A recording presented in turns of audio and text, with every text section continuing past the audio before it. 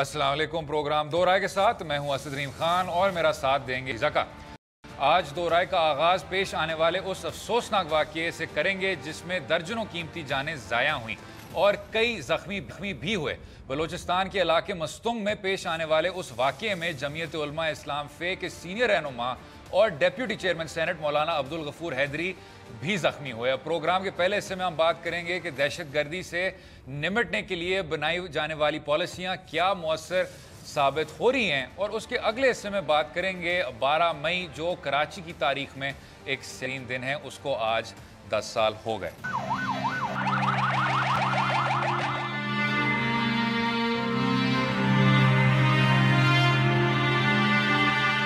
भाई, ये जो आज एक दहशतगर्दी की वापसी हुई और इस मुल्क में आपने देखा कि ये जो जंग है तवील है, लेकिन 25 जानें गईं और उसके बाद भी आपको कोई ख़ास उस तरह की यकजहती नहीं नज़र आती, या तो सियासी जमातों की तरफ से या वैसे भी जो हम पिछले कुछ महीनों से इस शो पे कह रहे हैं कि एक तरह का नैरेटिव होना चाहिए, वो आपको नैरेटिव भी नहीं देखने को मिल रहा। लोगों के फ़र्क मौक़िफ़ हैं, फ़र्क लाहे अमल हैं, और जो नेशनल एक्शन प्लान है वो वही का वही पड़ा हुआ है।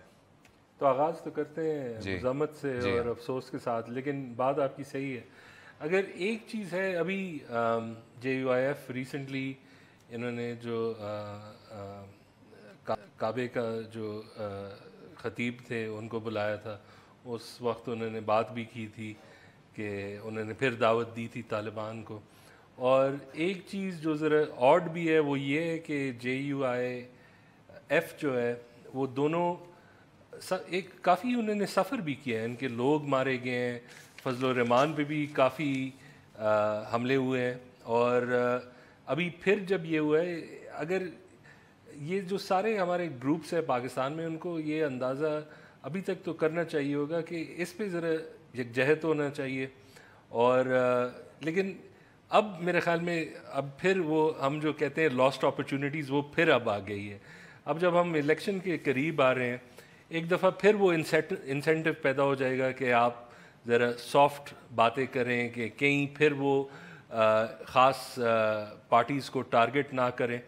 और मेरे ख़्याल में ये जो हम जिस पॉइंट पे हैं, हम कभी सोचते हैं कि कितना प्रोग्रेस किया, कितना खोया, ये हमें अंदाज़ा हुआ है। लेकिन जब हम प्रोग्रेस का बैठते हैं उसमें ज़रा काबू पाना या अंदाज़ा लगाना कि क्या कुछ हम कहाँ आगे निकले हैं, वो बहुत मुश्किल से नज़र आता है। और ये आपने बात बिल्कुल ठीक की कि JUIF, और मेरे ख्याल से ये बात जो है ये अंडररेट होती है, इसके बारे में बहुत ज़्यादा लोग बात नहीं करते। लेकिन मार्च 2011 में मौलाना फजल रहमान पर स्वाबी में हमला हुआ था। जनवरी 2012 में इनके जो साबिक नाज़िम थे हाजी अजीम ख़ान लकी मरवत में कातलाने हमले में जाँ बहक हुए। 2014 में मौलाना फजल रहमान साहब फिर से उनकी क्वेटा में रैली पर ख़ुद कुछ हुआ, जिसमें मौलाना फजल रहमान साहब ख़ुद ज़ख्मी हुए। तो दहशतगर्दी के जो हमले हैं, तशद्दुद के जो वाक़ये हैं, वो ये पार्टी जानती है। और अब जिस तरह आपने बात की कि अब यकजहती का मौका है, बात यह है कि आप आखिरकार एक स्टेक होल्डर हैं, आपको सब बहुत संजीदगी से समझते हैं, और आपकी जो बातें हैं उनमें एक तरह का वज़न है, क्योंकि आप एक राइट विंग की जमात हैं। और उससे बड़ी बात, आप हुकूमत वक्त के इत्तेहादी हैं और काफ़ी सेंट्रल कोalition पार्टनर हैं, कि अगर बड़ी सी बड़ी आप कानून साजी की बात कर रहे हो या लाहे अमल की बात कर रहे हो, तो JUIF ऑलमोस्ट हर हाल में कंसल्ट होती है, उनसे मशवरा किया जाता है और फिर आगे आप बढ़ते हैं। आप पे एक तरह का फ़र्ज़ है कंसिडरिंग, और आप सही कहते हैं कि आप पे इस तरह के हमले हुए, कि इस लाहे अमल में भी अब आप भी आगे कदम बढ़ाएं। लेकिन वो उसमें अभी मेरे ख्याल से बहुत कुछ करने को है। वैसे एक ये भी है कि हम अब फिर इलेक्शंस की तरफ जा रहे हैं, और एक एहसास आता है कि हम फिर 2013 में हैं। मसाइल वही है, बिजली, इकोनॉमिक चीज़ें, PTI PMLN का जो लपड़ा वहाँ से भी था, आज भी है। लेकिन जो एक जो दहशतगर्दी या जो इंतहा पसंदी एज एन इलेक्शन इशू जो होना चाहिए, अगर आप देखें एक लिहाज से फ्रांस में भी सेंट्रल चीज़ तो यही थी, کافی کچھ اٹیکس تھے وہاں جو امیگرنٹس ہے اس کے خلاف بھڑکائے گئے. فرنٹ والے کہہ رہے تھے کہ دہشت گردی کا خاتمہ کریں, ہٹائیں اس کو, ٹھیک ہے نا. تو وہ ایک پولیٹیکل ایشو بن گیا اور ان کا مسئلہ کہیں سے بھی ہمارے مسئلے سے کمپیئر بھی نہیں کرتا. ٹھیک ہے, وہ بہت کم ہے وہاں, ہمارا تو بہت کچھ. لیکن اب پھر بھی یہ ایشو نہیں بننے والا. اور میرے خیال میں جب ہم اس الیکشن میں جائیں گے وہی جو سافٹننگ آف سٹانس ہے وہ اب سب کو نظر آئے گا. بیکاز 2013 میں جب پی پی پی اور اے این پی کہتی تھے کہ یہ الیکشن ریگ ہوا ہے ہمارے خلاف, تو بات تو وہ صحیح کر رہے تھے. وہ باہر نہیں جا سکتے تھے, نہ جلسہ کر سکتے تھے. اگر پھر یہی سچویشن آ جائے, بیکاز اب تو خیر کافی بیک فٹ پہ ہیں, کافی ریٹریٹ بھی ہوئے, ہم بہت آگے نکل آ چکے ہیں. ایک لحاظ سے جو کینیٹک ایکشنز تھے ہمارے وہ تو بہت صورتحال بہت تبدیل ہو گیا. لیکن کیا آپ وہ پری پول ریگنگ کی یہاں بات کر سکتے ہیں کنسیڈرنگ 2017 میں اب جس طرح غفور حیدری صاحب خود ریکٹ پہ ہیں, انہوں نے دعوت دی تھی اور انہوں نے کہا تھا کہ جی انتہا پسندوں کو کہ جی آپ ادھر آئیں, آپ شامل ہوئیں. تو جے یو آئی ایف کا نظریاتی طور پہ تو کوئی تعلق نہیں ہے پاکستان پیپلز پارٹی سے, عوامی نیشنل پارٹی سے, لیکن ان پہ بھی آپ کو اب نظر آ رہا ہے حملے ہو رہے ہیں. اور یہ جو حملے یہ بھی تسلسل 2011 سے پہلے بھی اور آج تک وہ چلتا آ رہا ہے. تو مسئلہ مجھے تھوڑا سا اب اس سے زیادہ پیچیدہ لگ رہا ہے کہ جی صرف اور صرف لیفٹ ونگ جماعتوں پہ ہوتا ہے, اب رائٹ ونگ جماعتوں پہ بھی ہو رہا ہے, کچھ سالوں سے بھی ہو رہا ہے. لیکن اب یہ بات کیا وہ اس طرح تسلیم کرتے ہیں جس طرح پیپلز پارٹی اور عوامی نیشنل پارٹی تسلیم کرتی ہے, وہ اور بات ہے. دیٹ گوز بیک ٹو جو آپ کہہ رہے تھے انتخابات کے بارے میں, کہ انتخابات کے جس طرح آپ قریب بڑھتے جاتے ہیں تو آپ کا کاسٹ بھی اس طرح بڑھتا جاتا ہے کہ میں ان لوگوں کا سامنا کروں کہ نہیں, کیونکہ لوگوں کے مسائل بجلی سے تعلق رکھتے ہیں, سڑکوں سے تعلق رکھتے ہیں, تعلیم سے تعلق رکھتے ہیں. دہشت گردی اس طرح کا الیکٹورل ایشو ان کے لیے نہیں ہے. تو کیا مجھے ان کی مذمت کرنی چاہیے, ان لوگوں کی مخالفت کرنی چاہیے؟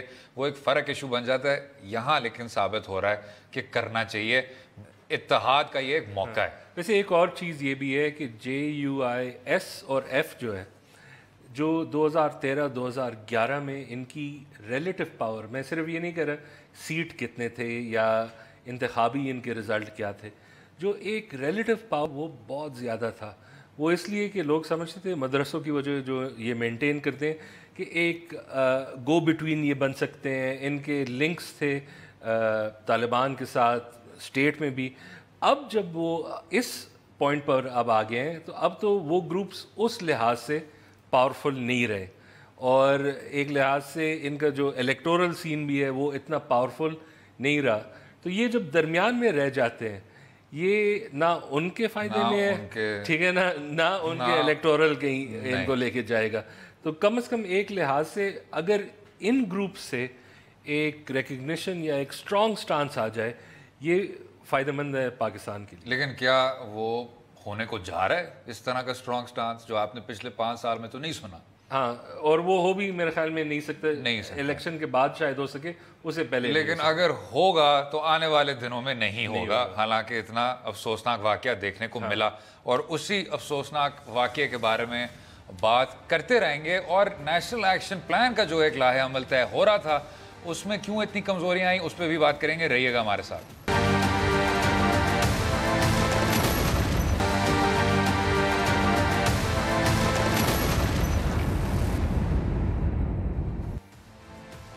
ویلکم بیک ٹو دو رائے. اب بات ہو رہی تھی انتہائی افسوسناک مستنگ میں ہونے والے دہشت گرد حملے کی جس میں 25 جانیں چلی گئی ہیں, اور ان شہادتوں کو سامنے رکھتے ہوئے ابھی پریس کانفرنس بھی فضل الرحمان صاحب نے کی, اور اس میں انہوں نے ذکر کیا کہ یہ جو دشمن ہے اس کے خلاف سب یکجہت ہو جائیں.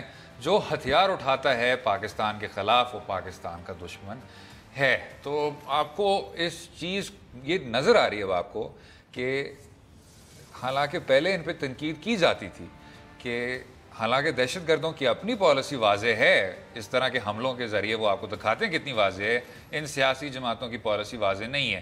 جب وہ اس طرح کی بات کرتے ہیں کہ جو پاکستان کے خلاف ہتھیار اٹھاتا ہے ہم اس کے خلاف ہیں, وہ پاکستان کا دشمن ہے, تو آدمی امید یہ ضرور رکھ سکتا ہے کہ ایک نظریاتی طور پہ کچھ نہ کچھ شفٹ آ رہا ہے، لیکن اب اس کو ایکشن میں آپ کو ٹرانسلیٹ کرنا ہوگا. یہ نہیں کہ آپ مجلس شورا میں بیٹھ کے جتنے بھی آپ کے اینٹی ٹیرر کے قوانین ہیں یا جتنے بھی آپ کے نیشنل ایکشن پلان کو آگے بڑھانے کے قوانین ہیں اس میں آپ کہیں کہ جی ہم اس میں حصہ نہیں لیں گے، ہم اس کے خلاف ہیں. تو یہی تو مسئلہ ہے. میرے خیال میں کوئی پولیٹیکل پارٹی پاکستان میں ایسی نہیں ہے جو کہتی ہے کہ ہم دہشت گردوں کے ساتھ ہیں. صحیح بات ٹھیک ہے نا. سب یہی کہتے ہیں کہ قومی یکجہتی ہونی چاہیے، کہ اگر کسی نے اسلحہ اٹھایا یہ ہم میں سے نہیں ہے. لیکن اس سے مسئلہ تو نہیں حل ہوتا ہے. وہی جو آپ کی بات ہے، دیکھیں جو اس کے وجوہات ہیں اس کو تو کنٹرول کرنے ہیں. اس میں میرے خیال میں JUIF نے کافی ایک رول ادا کیا ہے، اور صرف ابھی سے نہیں، 2001 2002 سے. یہی جو مدرسے میں کوئی ریفارم لے آئے یا آپ ایک رکاوٹ بنے رہے، رکاوٹ صرف رجسٹریشن پہ بھی، جہاں اصلاحات بھی نہ ہو، صرف رجسٹریشن، اس میں بھی آپ نے رکاوٹ پیدا کی ہے. جو بھی اور آپ کے اگر نیب کے حصے ہو اس میں آپ کہتے ہیں کہ اگر آپ نے یہ کہہ دیا کہ اس کا ایک مذہبی رنگ ہے، اس کا ایک مذہبی رنگ ہے. ہم تو نہیں مانتے کہ یہ چیزیں اسلام میں ہے، لیکن جو یہ پریکٹسز کرتے ہیں وہ تو یہ مانتے ہیں.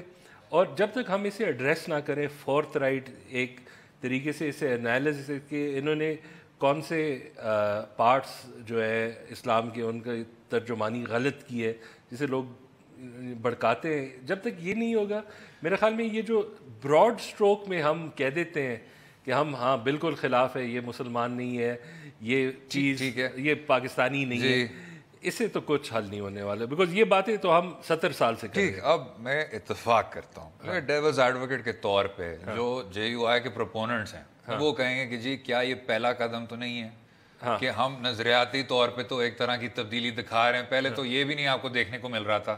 اور ان کے پروپوننٹ یہ بھی کہتے ہیں، جو مجھے بات تھوڑی سی دلچسپ لگتی ہے، کہ جی ابھی فضل الرحمان صاحب نے کہا کہ یہ ایک نظریاتی جنگ ہے جو ہم جیت رہے ہیں.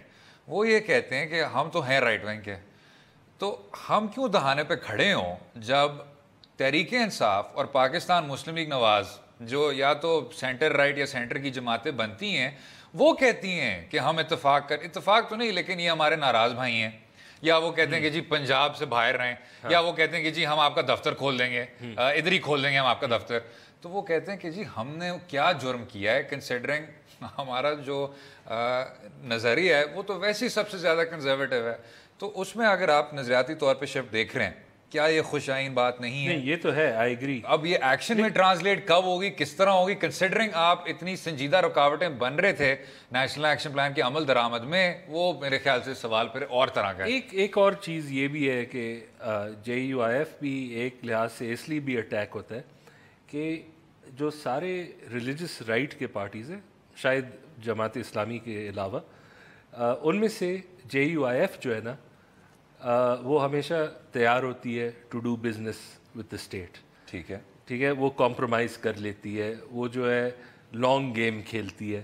اور ایک لحاظ سے یہی اس کا پوزیشن انٹینیبل بنا دیتے ہیں جب آپ کے طالبان کہتے ہیں کہ یہ جو نظام ہے یہی غیر اسلامی ہے. تو اس لحاظ سے جو اب میرا جو صرف پوائنٹ یہ ہے کہ جب آپ نے ایک مڈل سپیس آکیوپائی کر دی ہے جس سے آپ کو نہ کوئی سیاسی فائدے مل رہے ہیں، نہ آپ کو کوئی لیوریج مل رہا ہے یہ انتہا پسندوں کے ساتھ، اور دوسرا اس سے بہتر یہی ہے کہ آپ ایک فلی آن بورڈ آ جائے. کیونکہ میرے خیال سے یہ کوئی کوئنسیڈنس نہیں ہے کہ JUIF کے جو سابق ممبران ہیں انہوں نے پھر بڑے ہو کے اپنی کلادم تنظیمیں یا تو فاؤنڈ کی یا ان میں شرکت کی. یہ کوئی چھوٹی بات نہیں ہے اور یہ کوئی کوئنسیڈنس نہیں ہے. اب اگر آپ کی مدر پارٹی اس طرح سمجھوتے کر رہی ہے اور ریاست پاکستان کا ایک واضح حصہ بن رہی ہے تو تضاد ہے. اب اس تضاد کو آپ، میں سمجھتا ہوں، امبریس کریں، گلے لگائیں، اور جس طرح آپ نے کہا کہ یہ نظریاتی جنگ ہے اور ہم اس کو جیت رہے ہیں، تو اس جیت میں بھی آپ کا ایک طرح کا کردار ہونا چاہیے. پچھلے 2-4 سال میں ہم نے جو دیکھا ہے وہ رکاوٹیں تھیں. ویسے اگر نیب کی بات کریں، اور آپ نے بہت صحیح بات کی تھی کہ اگر ہم نے کلی چھٹی دی ہے PTI کو اور PMLN کو، تو دی ہے، ٹھیک ہے نا، کہ آپ جو بھی کہہ دیں، آپ ہاتھ بڑھائیں، دفتر کھولیں، پنجاب میں مت آئیں، ہاں جو بھی انہوں نے کیے، لیکن اب جو ہے نا نیب کی خلاف ورزی تو اب سب کر رہے ہیں.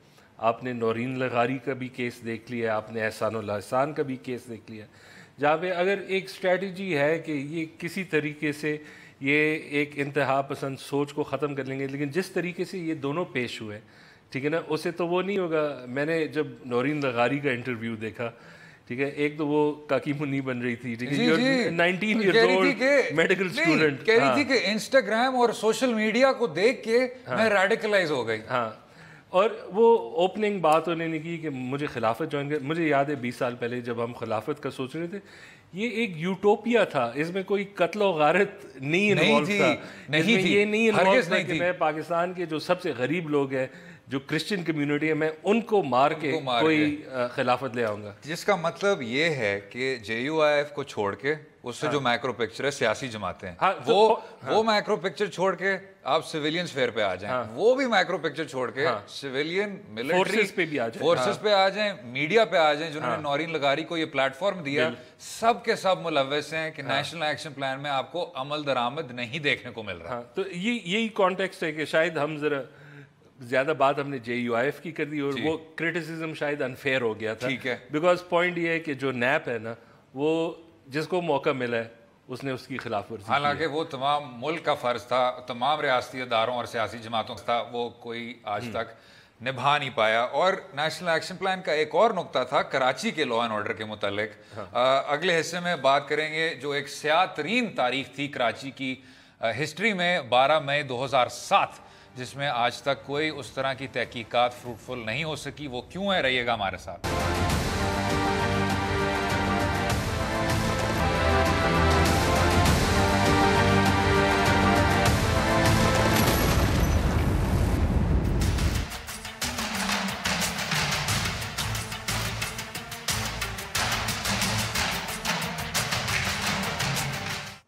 ویلکم بیک ٹو دو رائے. دوسرے سے میں بات کریں گے ملک کی تاریخ کے سیاہ دن کی، جس کو آج 10 سال مکمل ہو گئے ہیں.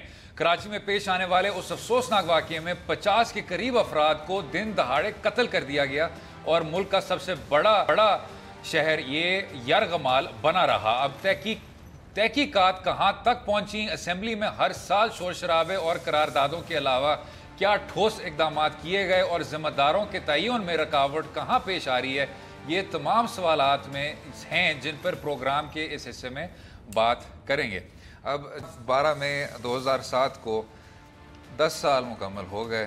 ہر سال آپ بات کرتے ہیں جوڈیشل کمیشن کی، ہر سال آپ کی جو سندھ اسمبلی ہے اور قومی اسمبلی ہے وہ مذمت کی ایک ریزولوشن پاس کر دیتی ہے، اور ہر سال آپ ان شہداء کی یاد تازہ کرتے ہیں، لیکن تحقیقات میں کوئی آپ کو کامیابی دیکھنے کو نہیں ملتی. اور وہ اس لیے ہے میرے خیال سے، اگر آپ اپنے صحافی بھائی دیکھ لیں جو اس چیز کو رپورٹ کرتے ہیں ہر سال، تو جو حیرت والی بات ہے، اس چیز کو اب 10 سال ہو گئے ہیں، لوگ آج تک آگے بڑھنے کو تیار نہیں ہیں، کیونکہ وہ جو میموری ہے وہ ابھی تک ان کے ذہنوں میں اتنی زیادہ فریش ہے. وہ جو آپ نے ایک دہشت کی ایک صورتحال پیدا کی ہوئی تھی، اور پھر اس کے بعد جو تحقیقات کو بھی آپ نے جس طرح سکپر کیا وہ بھی سب کے سامنے ہیں. لیکن جو سب سے بڑے ذمہ دار تھے وہ اب جلاوطنی کاٹ رہے ہیں. یہی تو سب سے بیسٹ چیز ہے اس میں. جب ہم سوچتے ہیں ہم اسکوئرلی یہ صرف ایم کیو ایم پہ ڈال دیتے ہیں، لیکن جو جنرل مشرف کا تھا اسے پتہ تھا، اسے ایک اندازہ تھا، اور جس ایک کتنے چھوٹے مقصد کے لیے یہ جانیں گئی ہیں. اس کو اگر ہم کنٹیکسچولائز کر لیں کہ 10 سال پہلے آپ تھے فضی بھائی تب، from what I understand, Karachi میں افتخار محمد چودھری کی جو ایک تحریک تھی کہ عدلیہ کی بحالی ہو، چیف جسٹس کی بحالی ہو، وہ آ رہے تھے کراچی. اور کیونکہ پرویز مشرف صاحب اور ان کے جو کچھ قریبی مشیر تھے وہ سمجھتے تھے کہ اس تحریک کی وجہ سے کراچی بھی آپ کی ہاتھ سے نکل جائے گا، اور افتخار چودھری صاحب کیونکہ پرویز مشرف کے لیے اتنے بڑے جانی دشمن بن گئے تھے تو انہوں نے ہرگز بیک ڈاؤن نہیں کیا. اور جس طرح آپ نے کہا، اتنی چھوٹی چیز کی وجہ سے، چھوٹی یعنی ایک آدمی اپنے خیالات کا اظہار کر رہا ہے، ادھر ایک شو آف اسٹرینگتھ دکھا رہا ہے، آپ نے اس شہر کو ہی ایک خون کی ندی میں تبدیل کر دیا. پرویز مشرف صاحب کا کوئی پوچھنے والا نہیں ہے. بلکہ جو عجیب بات ہے وہ یہ ہے کہ یہ جو سارا ان کو ابھی سپریم کورٹ میں بھی سارے کیس بھی چل رہے تھے، پھر ان کو جانے دیا، اس میں پھر کہا گیا کہ جی حکومت کا اس میں اپنا کردار تھا، ایٹسیٹرا ایٹسیٹرا. وہ بھی 12 مئی کے متعلق نہیں تھا, وہ فرق چیزوں کی وجہ سے تھا. اور ابھی بھی اگر اکبر بگٹی کا کیس لے لیں, اگر آپ بے نظیر بھٹو صاحبہ کی شہادت کا کیس لے لیں, اگر آپ 12 مئی 2007 کا کیس لے لیں, پرویز مشرف صاحب بیٹھے ہوئے ہیں, آپ ایک نجی چینل پہ آپ کو ان کے وہ آپ کو شو دیکھنے کو ملے گا, آپ کو وہ شاید 12 مئی اسپیشل کریں آج. ویسے ایک چیز ہے, ایک زمانے میں بابر ستار نے ایک آرٹیکل لکھا تھا جو انہوں نے عمران خان کے بارے میں کہا تھا کہ ٹیفلون خان. ٹیفلون وہ مٹیریل ہوتی ہے جو فرائنگ پین میں جس پہ اسٹک نہیں ہوتا, ٹھیک ہے نا. تو وہ یہی ہے کہ عمران خان جو بھی کر لے اس پہ بس ٹک نہیں ہوتا, جب غلط بھی کر لیتے ہیں. ریگن کو کہتے تھے ٹیفلون رون, اب ٹیفلون عمران رائم تو نہیں کرتا. ہاں, ٹیفلون خان زبردست, ٹیفلون خان بہتر. ہاں ٹھیک ہے نا, تو ان کا وہی تھا. لیکن یہ مشرف اگر ہم ایک ذرا سیگوے کر لیں, یہ بالکل ٹیفلون آدمی ہے. اگر آپ دیکھیں اس کے بعد بھی اس نے سپریم کورٹ سے ملک چلے گیا, واپس نہیں آیا, ٹھیک ہے. اس کے بعد اس نے کہہ دیا کہ راحیل شریف نے ان کے لیے انتظامات کیے تھے تھرو دا کورٹس, اس میں بھی کوئی بات نہیں ہوئی, ٹھیک ہے نا. پھر اس نے یہ ایکنالج کیا کہ مجھے فلیٹ ملے ہیں, اور وہ سعودی بادشاہوں سے, ٹھیک ہے نا, اور کسی کو کوئی پرواہ نہیں, ٹھیک ہے نا. وہ ابھی تک, اور 12 مئی از اندر ایگزامپل, یہ بھی ان پہ اسٹک نہیں ہوا, جب یہ بھی اس میں if not equally very responsible. اور ایک چیز یہ بھی ہے کہ ہمارے کراچی کی ہسٹری میں بہت سے ایسی چیزیں ہوئی ہیں, لیکن یہ جو تھا یہ بہت شاکنگ تھا. اس لیے ایک لحاظ سے ایم کیو ایم جو اس سے پچھلے چند سال وہ ڈیلیور کر رہی تھی, سٹی امپروو ہو گئی تھی, سیکیورٹی, اور ایک لحاظ سے کہ جو ایک خاص کیمپ ہے جو ہمیشہ ایم کیو ایم کے خلاف رہا ہے, تو وہ بھی موم ہو گئے تھے کہ یہ تو مین اسٹریم ہو گیا ایک لحاظ سے کہ جو ایک ان کے دو پیریلل ونگز ہیں, ایک مین اسٹریم ایک ملٹنٹ, ٹھیک ہے نا, یہ ختم ہو گیا ہے. اور وہ جب ایک دم پھر نکل کے آئے, جب ایک آرکسٹریٹڈ طریقے سے نکل گیا ہے, وہ میرے خیال میں کافی لوگوں کے لیے شاکنگ تھا. اور اس میں ایک لیسن ہے کہ اگر انسینٹیوز رائٹ ہو تو ایم کیو ایم جو ہے نا وہ ان مین اسٹریم پلیس جو اور پولیٹیکل پارٹیز ایک ایکول لیول پہ اور ایک ڈیلیوری ایجنٹ بن سکتا ہے. اور ابھی جو ہے, ابھی جب ہم نے دیکھا ہے کہ جو 3 ایریاز میں ان کو ڈیفینگ کیا گیا ہے کہ اس طرح کی ہڑتال نہیں کر سکتے, لیکن اس کا اسی کا جو دوسرا رخ ہے, اسی تصویر کا, وہ یہ ہے کہ متحدہ قومی موومنٹ ایک ہی اینٹی ہے. اور جب آپ بات کرتے ہیں اس کو ڈیفائن کرنے کا, تو آپ اس کے کچھ انتہائی پیچیدہ اور انتہائی, میں سمجھتا ہوں, ڈسٹربنگ, تشویشناک قسم کے جو عناصر ہیں ان کو ڈیفائن کرنے کی بات کرتے ہیں. تو 12 مئی 2007 کو یہ جو کہانی تھی کہ ایک آپ کی مین سٹریم وہ طبقہ ہے اور دوسرا آپ کا ایک ملیٹنٹ ونگ ہے, وہ ختم ہو گیا تھا. آپ کو یہ مل گیا تھا کہ جی یہ جو جماعت ہے وہ ایک سسٹم کے تھرو اس طرح کے کام کرتی ہے. لیکن جو ایک اور چیز ہے وہ یہ ہے کہ 10 سال بعد اب فیصل سبزواری صاحب کہہ رہے ہیں کہ جی جوڈیشل کمیشن بیٹھنا چاہیے, ہمارے اپنے 14 لوگ شہید ہوئے ہیں. اس سے آپ کو دیکھنے کو ملتا ہے کہ جی دودھ کا دودھ اور پانی کا پانی, جو ہر جے آئی ٹی کے بارے میں کہا جاتا ہے یا ہر جوڈیشل کمیشن کے بارے میں وہی ایکسپریشن دودھ کا دودھ پانی کا پانی, اگر یہ جماعت اس طرح سمجھتی ہے کہ ہم خود اس میں ہم پہ ظلم ہوا تھا, تو کمیشن بنائیں اور انتظامیہ, ایک انڈیپینڈنٹ انتظامیہ کے ذریعے اس شہر کو اب آپ 10 سال بعد جواب ضرور دیں. کیونکہ اس میں عوامی نیشنل پارٹی کے لوگ تھے, اس میں وکلا حضرات تھے, اس میں پاکستان پیپلز پارٹی کے کارکن تھے, ان سب کی جانیں گئیں, وہ سب شہید ہوئے, ان کا کوئی پوچھنے والا نہیں ہے. آپ کے جو پارلیمنٹری ریزولوشنز ہیں اس سے کوئی جان واپس نہیں آئے گی. ہاں جواب سے کچھ آئیڈیا ہو جائے گا اس دن کیا ہوا تھا, کچھ لوگوں کو آپ ذمہ دار ٹھہرا سکیں گے. ویسے اس میں جو ڈینجر رہتا ہے نا وہ یہ اسٹیبلشمنٹ کی طرف سے جب یہ موقع نظر آتے ہیں تو ایک ایفرٹ ہوتا ہے کہ پوری پارٹی کو ختم کر دے.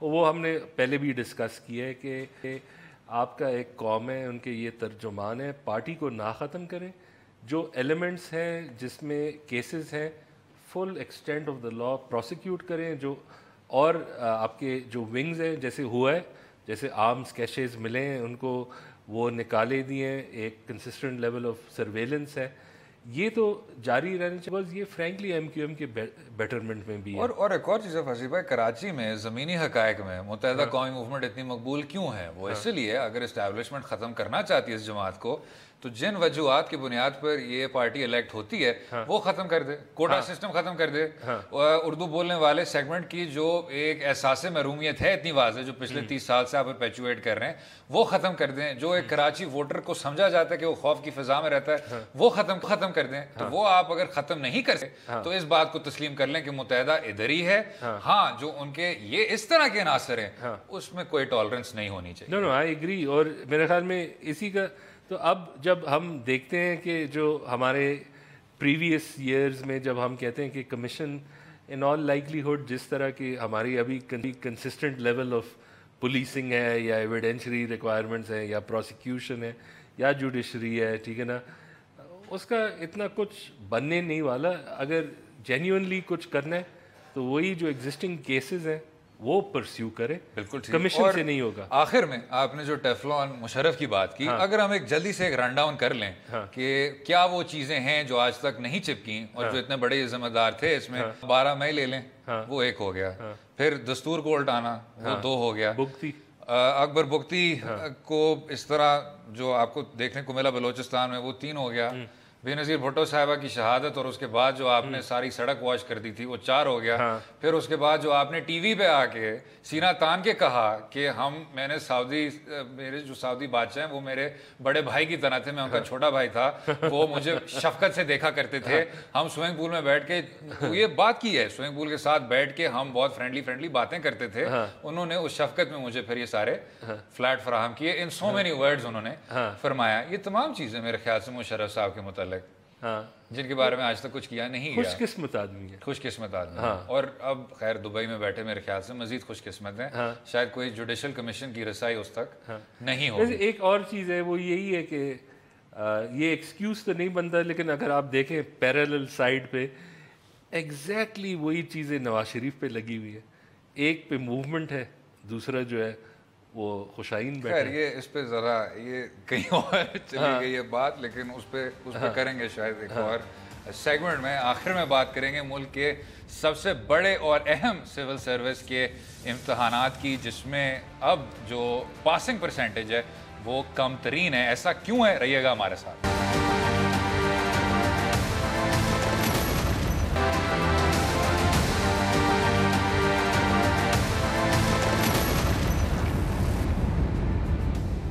ویلکم بیک ٹو دو رائے. آخر میں بات کریں گے ملک کے سب سے بڑے اور اہم سول سروس کے امتحانات کی, جو کبھی ملک کے ہر نوجوان کا خواب ہوا کرتا تھا, مگر اب یہ نظام زوال کا شکار ہونے لگا ہے. سی ایس ایس امتحانات کے حالیہ نتائج میں کامیابی کا تناسب صرف 2% رہا ہے. اب کیا وجہ ہے کہ لوگوں کا رجحان اس طرف کم ہو رہا ہے, اور اس نظام کی تباہی کا ذمہ دار کون ہے, اس پر بھی بات کریں گے. جناب فصیح زکا صاحب, جب آپ جس طرح کے اب آپ سابق ہاکی کپتان بھی رہ چکے ہیں, آپ ایک میڈیا سٹار بھی ہیں, لیکن آپ نے کبھی سی ایس ایس میں اس طرح کا حصہ نہیں لیا, تو کیا جب سی ایس ایس ایگزام آپ جیسے ٹیلنٹ سے ڈپرائیوڈ ہوتا ہے تو اس لیے ہمیں آج وہ دیکھنے کو مل رہا ہے جو مل رہا ہے. دیکھیں سی ایس ایس کا جو آج کل میرے خیال میں ہر سال ایک وہ سینہ پیٹتے ہیں کہ یہ کیا ہو رہا ہے, یہ رزلٹ اچھے نہیں ہے. نہیں تو کیا نہیں پیٹنا چاہیے؟ نہیں تو غلط ہے, میرے خیال میں بالکل غلط ہے. دیکھیں ایک جو ہے اس میں ڈیٹا زیادہ ہمیں چاہیے. ایک مسئلہ یہ ہے کہ ہم کہہ رہے ہیں کہ لوگ کم پاس ہو رہے ہیں, اگر ایگزام غلط بنا ہو نا اس میں بھی لوگ کم پاس ہوتے ہیں, ٹھیک ہے. تو ایک تو یہ ہے. نہیں لیکن کیا اس درجے تک اتنا کم کہ 2% لوگ پاس ہو رہے ہیں؟ نہیں تو آپ دیکھیں ہمارے سی ایس ایس کے ہسٹری میں کچھ سال میں سب اسلامیات میں فیل ہو جاتے ہیں, کچھ سال سب انگلش ایسے میں فیل ہو جاتے ہیں. تو آپ وہ کہہ رہے ہیں جو ہر پاکستانی بچہ کرتا ہے کہ جو مارکر ہے, جو ایگزامنر ہے, وہ میرا جانی دشمن تھا. نہیں تو اس میں ایک مسئلہ ہے, اگر آپ کے اتنے ویئرڈ ریزلٹس آتے ہیں آن اوکیزن, مطلب یہ آپ کی جو گریڈنگ ہے یہ شاید اتنی اسٹینڈرڈائز نہ ہو. دوسری بات یہ کہ ایک چیز جو ہو رہا ہے یہ انڈیا میں ہوا تھا ایک 20 سال پہلے, جیسی اکانومی بڑھ گئی, جب کہ آپ کے آئی آئی ٹیز آ گئے, سب کچھ, انڈین سول سروس اور آرمی دونوں وہ کافی ہیویلی ایڈورٹائز کرتے ہیں, بیکاز اب جو ہے کم لوگ آ رہے ہیں اور ایک اور کلاس کے لوگ آ رہے ہیں.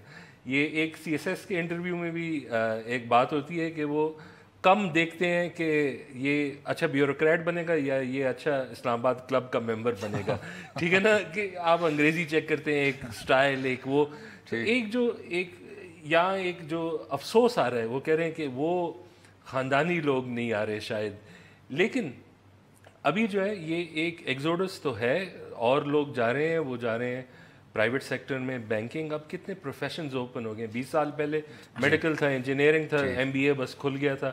اب تو ہر قسم کا آپ کو ہو سکتا ہے، اور یہ ایک انیویٹیبل چیز ہے. اگر ایلیٹ کلاس کا ایگزٹ ہو رہا ہے جو آپ کہہ رہے ہیں، تو کیا اس کے ابھی بھی کچھ لوگ ہیں اس کے پروپوننٹ جو کہتے ہیں ایگزٹ اچھی چیز ہے کیونکہ اب زیادہ اب اپورڈ سوشل موبلٹی ہوگی، زمین سے لوگ اٹھ کے آئیں گے اور CSS کے ذریعے پھر آگے پہنچیں گے، جو بات مجھے بالکل عجیب و غریب لگی تھی. اس میں بھی لوگ، اس میں پرابلم یہ ہے کہ پھر آپ ہر سال یہ نہیں کہتے کہ یہ کیوں ہو گیا، یہ حالات برے ہیں، ٹھیک ہے نا، تو آپ اسے سیلیبریٹ کرتے ہیں. دوسرا مسئلہ یہ بھی ہے کہ جو CSS کا ایگزام ہے، دیکھیں وہی ایگزام سے آپ کا ٹیکسیشن، انکم ٹیکس کا آدمی نکلتا ہے، اسی سے پولیس کا نکل آتا ہے، اسی سے آپ کا فارن سروس کا نکل آتا ہے.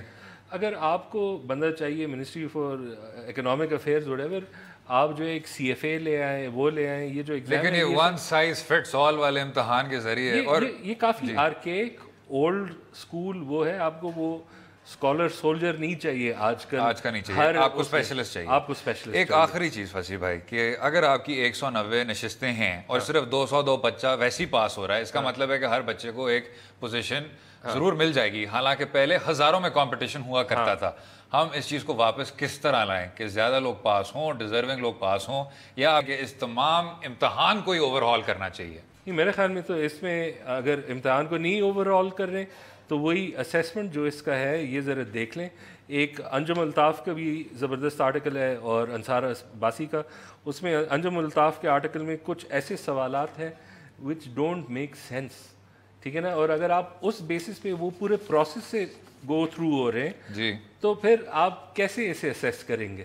کہ جی youth is an asset of any nation but Pakistani youth is inclined towards youth bulge. What strategies being an expert suggest the state to put youth on positive track؟ آپ اس کا جواب کیا دیتے؟ اس کا جواب ہو ہی نہیں سکتا، کیونکہ یہ سوال ہی غلط ہے. یہ سوال ہی غلط ہے. یوتھ بلج جو ہے نا، وہ یوتھ رسپانسبل ہی نہیں ہے، اس کے والدین رسپانسبل ہے. خود انکلینیشن کیسے ہوگی بلج کی طرح؟ ٹھیک، تو اس کا مطلب ہے کہ آپ کو بنیادی طور پہ اس پورے امتحان کی اصلاح کرنی ہوگی. بس آپ چیک کر لیں کہ آپ اسیسمنٹ کیسے کر رہے ہیں. ٹھیک، بالکل ٹھیک. امید ہے آپ کو آج کا پروگرام پسند آیا ہوگا. مجھے اور فصیح زکا کو اپنی رائے سے بھی آگاہ کیجیے اور کل تک اجازت دیجیے. خدا حافظ.